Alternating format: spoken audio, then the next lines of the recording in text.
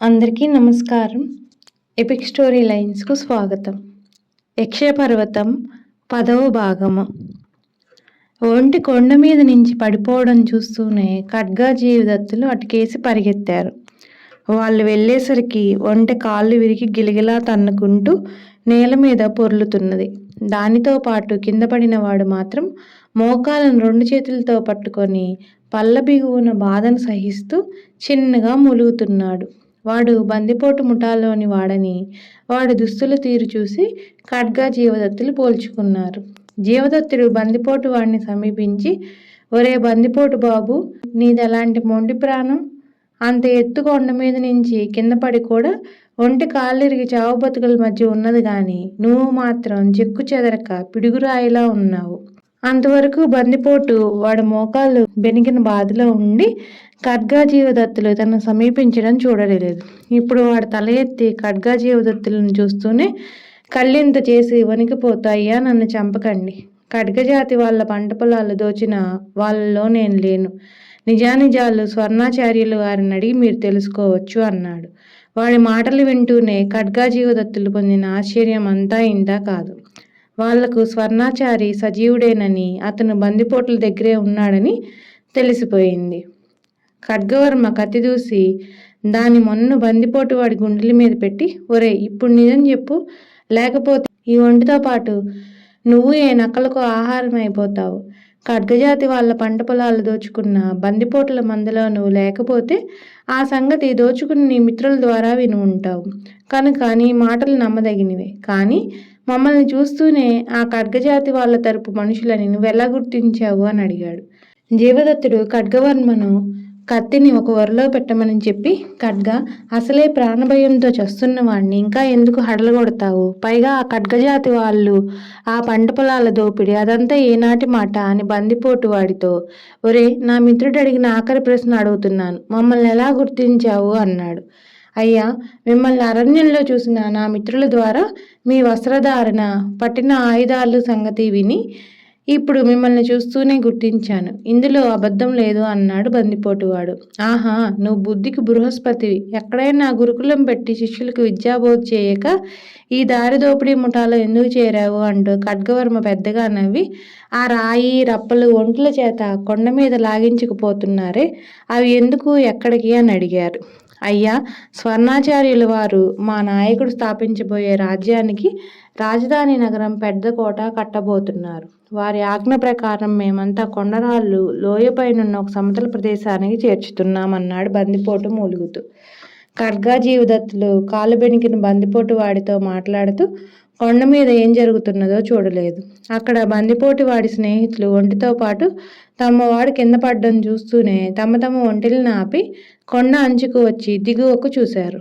వాళ్ళకి ఇంకా ప్రాణాలతో ఉన్న తమ తోటివాడిని సమీపిస్తూ ఖడ్గ జీవదత్తులు కనిపించారు. వాళ్ళని చూస్తూనే బందిపోటు వాళ్ళు అదురుకుపోయారు. వాళ్ళల్లో కొందరికి అరణ్యంలో ఖడ్గా జీవదత్తులు తమను ఎదుర్కొని బాణాల దెబ్బలతో, కత్తిపోట్లతో చికాకు పరిచి పారద్రోలడం ఇంకా గుర్తున్నది.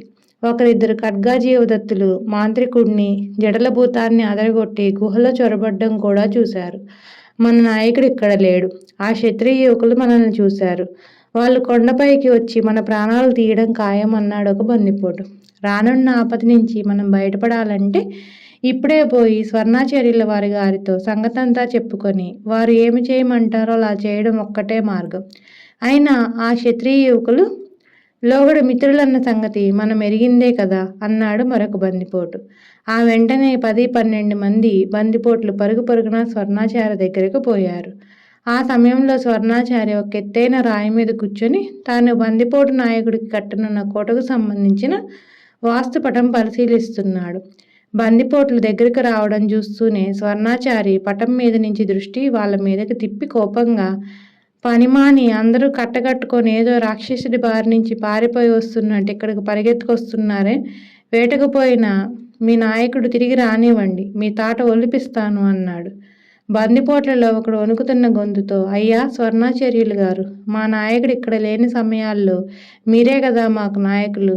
మన ఒంటె ఒకటి పైనున్న వాడితో పాటు కాలు జారి కొండ కింద పల్లంలోకి పడిపోయింది. అది చూస్తూనే దారిపోయే మీ పాతమిత్రులైన క్షత్రియ యువకులు ఇద్దరు కత్తులు బాణాలు తీసుకొని ఇంకా ప్రాణాలతో ఉన్న మన వాడి దగ్గరికి వచ్చి ఏవో ప్రశ్నలు అడుగుతున్నారు. వాడి ద్వారా మనం ఉన్న చోటు తెలుసుకొని ఆ ఇద్దరు మనల్ని హతం చేయడానికి త్వరలోనే ఇక్కడికి వస్తారని మాకు భయంగా ఉంది అన్నారు. క్షత్రియ యువకులు అన్న మాట వింటూనే స్వర్ణాచారి అదిరిపడి ఆ మరుక్షణాన్ని సంతోషం పట్టలేక రాతి మీద నుంచి లేచి నిలబడ్డాడు. బందిపోటువాడు చెప్పిన సంగతులన్నీ విన్న తర్వాత అతడికి తన మిత్రులు అక్కడికి వచ్చారన్న దాంట్లో ఎలాంటి అనుమానం లేకుండా పోయింది. స్వర్ణాచారి కొండ అంచుకేసి బయలుదేరుతూ, ఒరే ఒంటివాడా, క్షత్రియ యువకులు యోధులు ఇక్కడికి వచ్చారని ఒక మాటలో చెబితే సరిపోయేదా అని ఎంత గ్రంథం పెంచి మాట్లాడావురా, ఇక నోరు మూసుకొని నా వెంటరా అన్నాడు. ఆచార్యులు గారు, అలాగే వస్తాం, వారి వల్ల మాకేం ప్రాణహాని జరగదు కదా అన్నారు బందిపోట్లు. అలాంటిదేమీ ఉండదు, మీ ప్రాణాలకు నా ప్రాణం అడ్డు వేస్తాను, మీరు మాత్రం ముచ్చు వేషాలు వేయక వాళ్ళతో మర్యాదగా ప్రవర్తించండి అన్నాడు స్వర్ణాచారి. స్వర్ణాచారి కొండ అంచుకు వచ్చి ఖడ్గ జీవదత్తుల్ని పెద్ద కేక వేసి పిలిచారు. ఆ కేక వింటూనే ఖడ్గ జీవదత్తులు తల్ల ఎత్తి చూసి స్వర్ణాచారిని గుర్తించారు. అతడి వెనుక కొందరు బందిపోట్లు నిలబడి ఉండడం చూసి ఖడ్గవర్మ, జీవ, ఈ పద్మపుర వాస్తు శాస్త్రజ్ఞుడు మర ఏనుగుల్ని తయారు చేసి స్వర్ణాచారి బందిపోట్ల ముఠాలో ఒకడైపోయాడేమో అని నాకు అనుమానం కలుగుతున్నది, మన జాగ్రత్తలో మనం ఉండాలి అన్నాడు. ఖడ్గవర్మ ఇలాంటి అనుమానాన్ని వెల్లడించిన తర్వాత జీవదత్తుడికి కూడా కొంచెం సంశయం కలిగింది.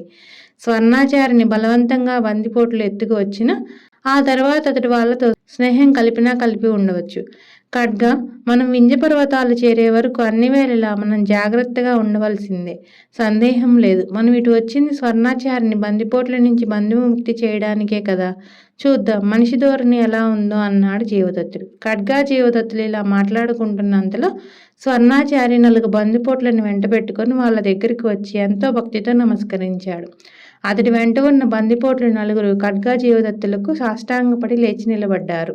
జీవదత్తుడు నవ్వుతూ స్వర్ణాచారి భుజం తట్టి, స్వర్ణాచారి ఎలా ఉన్నావు, బందిపోట్ల నాయకుడికి మాయా ఏనుగుల్ని గుర్రాలని ఏమైనా తయారు చేస్తున్నావా, నువ్వు వీళ్ళ చేతుల్లో చాలా కష్టాలు అనుభవిస్తుంటావని అనుకున్నాం, చూడగా నువ్వు కూడా బందిపోట్లు ఒక చిన్న నాయకుడు అయిపోయినట్టున్నావే అన్నారు. ఆ మాటలకు స్వర్ణాచారి ఒక క్షణకాలం నిశ్చేష్టుడైపోయి చేతులు 2 జోడించి, మీరు ఒకసారి నాకు ప్రాణదానం చేశారు, మీకు జీవితకాలమంతా కృతజ్ఞుడినై ఉంటాను, నేను తప్పనిసరి బందిపోట్ల నాయకుడికి కోట కట్టి పెడుతున్నాను, అది పూర్తి కాగానే నా దారిని నేను విఘ్నేశ్వర పూజారిని కలుసుకొని తర్వాత ఇద్దరం ఏ అరణ్యంలోనో తపస్సు చేసుకుంటాం అన్నాడు. విఘ్నేశ్వర పూజారి ఖడ్గజాతి వాళ్ళ అరణ్యపుర ప్రాంతాల్లోనే సుఖంగా ఉన్నాడు, నీవు ఇక్కడ సుఖంగా ఉన్నావు కదా, ఇక మా దారిని మేము పోతామన్నాడు జీవదత్తుడు. ఆ జవాబుకు స్వర్ణాచారి గడబిడ పడిపోతూ, ఖడ్గా జీవదత్త ప్రభువులు ఒక రోజైనా నా ఆతిథ్యం స్వీకరించకుండా వెళ్ళటమా, అది కుదరదు, మీరు ఈ పగలు రాత్రి నాకు సమరబాహుడికి అతిథులుగా ఉండాలి అన్నాడు. ఎవరు సమరబాహు అన్నాడు జీవదత్తుడు ఆశ్చర్యపోతూ.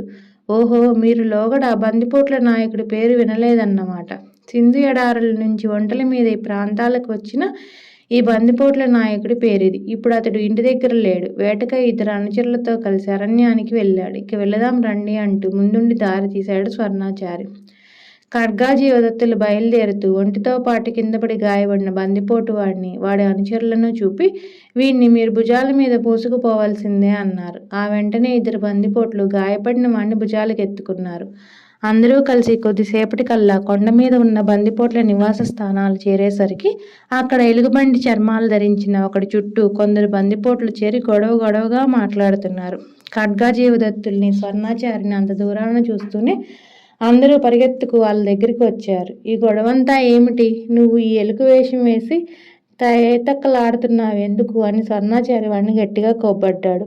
ఎలుగుబంటి చర్మాలు కట్టుకున్నవాడు స్వర్ణాచారికి వంగి నమస్కారం చేసి, స్వర్ణాచార్యులు గారు, ఈ చర్మాలు నేను కావాలని కట్టుకున్నవి కాదు, నేను ఇవాళ ఉదయం నాయకుడితో వేటకై అరణ్యంలోకి వెళ్ళిన ఇద్దరిలో ఒకడిని, నాయకుడిని అక్కడ ఎవరో బహుక్రూరులైన ఆటవికులు పట్టుకొని తీసుకుపోయారు, నేను వాళ్ళకు దొరకకుండా తప్పించుకు పారిపోయి వచ్చాను అన్నాడు. బందిపోట్ల నాయకుడైన సమరబాహుని ఆటవీకులు పట్టుకుపోయారా, అంత గొప్ప సమరసూరుడిని పట్టగలిగిన ఆటవీకుల్ని ప్రాంతాలు ఎక్కడున్నారు అన్నాడు ఖడ్గవర్మ చిరునవ్వు నవ్వుతూ. ఖడ్గా, వాడెంత దుర్మార్గుడైనా వాడి కన్నా దుర్మార్గుల చేతుల్లో చిక్కినట్టుంది, నవ్వకు పాపం అన్నాడు జీవదత్తుడు.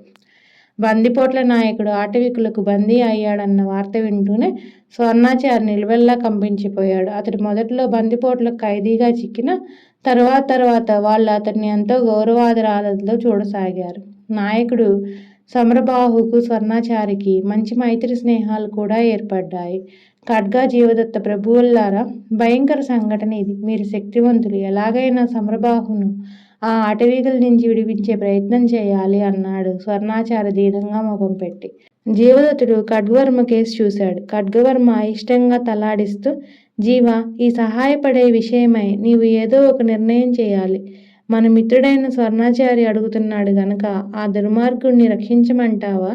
అంతా నీ ఇష్టమని ఊరుకున్నాడు. జీవదత్తుడు ఒక్క క్షణం ఆలోచించి ఎలుగు చర్మాల వాడితో, ఒరే, మీ నాయకుణ్ణి, నీ తోటివాడిని ఆ ఆదివాసులు ఎలా పట్టుకున్నారు? అసలు అరణ్యంలో ఏం జరిగింది? ఆ సంగతంతా ముందు చెప్పు అన్నాడు. ఎలుగు చర్మాల బందిపోటువాడు గట్టిగా ఓ మారు గొంతు సవరించుకొని, అయ్యా, జరిగిందంతా కొద్ది మాటల్లో చెప్పేస్తాను. మీరు త్వరగా సాయం వచ్చి రక్షించకపోతే మా నాయకుడిని క్రూరులైన ఆ నరభక్షకులంతా కలిసి కాల్చుకు తినవచ్చు అన్నాడు.